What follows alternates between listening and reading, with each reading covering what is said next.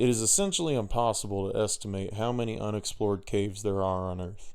Often referred to as virgin caves, these hidden passages are untouched, completely pristine, and have never been observed by anybody, ever. One of the greatest accomplishments of any caver is to discover virgin passage, and this is the treasure many cavers seek during their grueling adventures. Many cavers will ridge walk or search along uncharted regions above ground on their quest for virgin cave, but many cavers will choose to dig. If it blows, it goes. Air blowing out of a lead can often indicate larger passages on the other side. This is because the earth will either cool or warm up the cave depending on the outside temperature. Caves are typically around 58 degrees Fahrenheit or 14 degrees Celsius for non-freedom lovers. As hot air rises over the cool air, it'll create a draft throughout the cave, and air will be pulled through all the entrances of the cave, whether they're human-sized or rat-sized.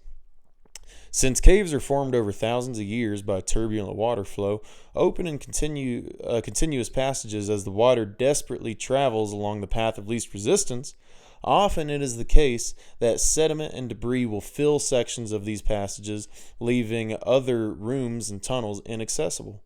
It is manual labor that allows us to peel back nature's layers and get into these passages. This is a grand adventure with a goal, and the goal requires hard work. Cavers are often cramped in tight phreatic passages or small cracks in the rocks as they excavate, and this is an extremely claustrophobic task. As the digger sweats, tires, and soars, the other cavers will typically haul the dirt either out of the cave or to a section of the cave where the dirt can be deposited. This deposit pile is referred to as the tailings pile. We will use picks, shovels, hoes, pry bars, and impact guns to loosen the dirt or the clay, while solid rock may need chisels, crowbars, or even microplasting in extreme cases. Then a sled or cart will be pulled via a rope to remove the debris from the tunnel. This is often referred to as mucking. The face of the dig, or the front of the dig where all the digging happens, is called the face. And if the face is wide enough to accommodate two cavers, the digger might not have to haul the empty sled back to the face, nor will he or she load the debris onto the sled. That'll be the job of the other person that's at the face there.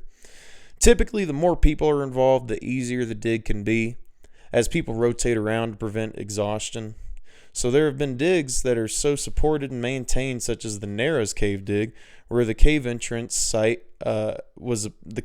was sitting upon the edge of a cliff, from which the cavers would dump the dirt from a wheelbarrow into a dump truck below, which would drive off and dump the dirt somewhere else. And while they're doing that, the other cavers had a barbecue at the entrance. So even though it's a lot of hard work, when you're with your friends, suffering, working in the worst conditions, breathing pure dirt through your lungs in the pitch black confines, it can be a world of adventure, a quest for the unseen, a friendly fellowship of fearless folks finding fascinating formations. As every bucket of dirt you pull out of that hole brings you closer to a big discovery, it also brings you closer to your friends you get to share the experience with. And that is why we dig.